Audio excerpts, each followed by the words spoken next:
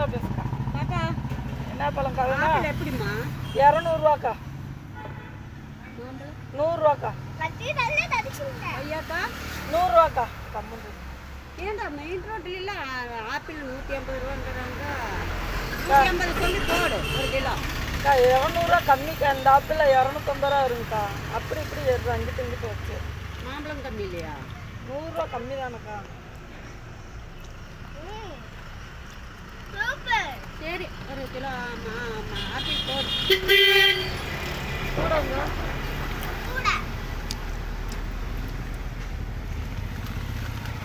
ఎంత தண்ணி தண்ணி போடலாமல்ல. மாம்பழம் வாங்குறோமல்ல நாங்க. கூடு. இல்லை மாம்பழம் அக்கா உங்களுக்கே 200 ரூபா. 250 ரூபா ஆப்பிள். சரி ஒரு கிலோ போடு. இந்தாங்க என்ன இதில் பண்ணுறது நமக்கு ஒரு நேரம். வெயில் கால பேர் மட்டும் இல்லை, நீங்கள் சொல்கிற போல தான் நாங்கள்.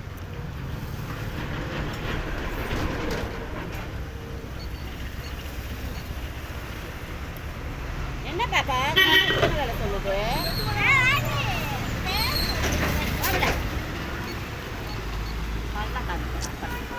வேறக்கா மாம்பழம் 1/2 கிலோ கொடுத்தா.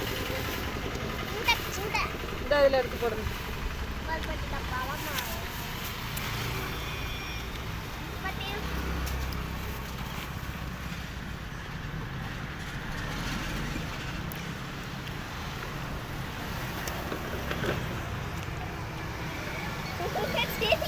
வேறக்கா குளுக்கோஸ் எத்தனைம்மா? 60 ரூபாக்கா கிலோ. 60 ரூபாயா? வேண்டாடா. திராட்சை 1/2 கிலோ 60க்கா. 1/2 கிலோ அதையாவது 50 போட. 60 ரூபாக்கா. போறேக்கா எடுங்க. வேறக்கா வேற ஒன்றும் வேண்டாம். அந்த திராட்சை தனியாக போடு. இனிப்பா பழம் நல்லா இருக்கா? நல்லா இருக்குக்கா. உள்ள இருந்த ரிட்டன். நல்லா இருக்கா. நல்லா இருக்கா. ஏக்கா மொத்தம் 350 ரூபாக்கா.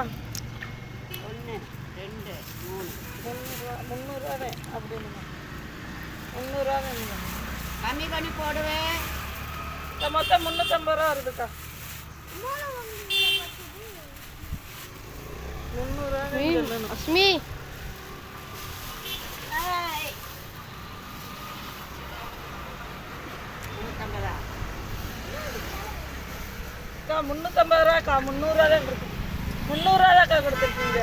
நானே சொன்னேன் ஆப்பிள் கம்மி பண்ணி போடுன்னு. அக்கா 350 ரூபா. 50 ரூபா குறைச்சா கட்டுப்படி ஆகுமாக்கா? 50 ரூபா கம்மி பண்ணல.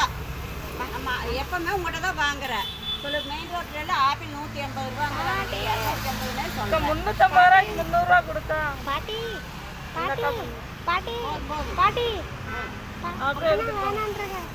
போதும் போதும். சரிக்கா. பார்க்கலாம் அடுத்த தடவை. ஒரு கையாக்க எடுத்துக்கா.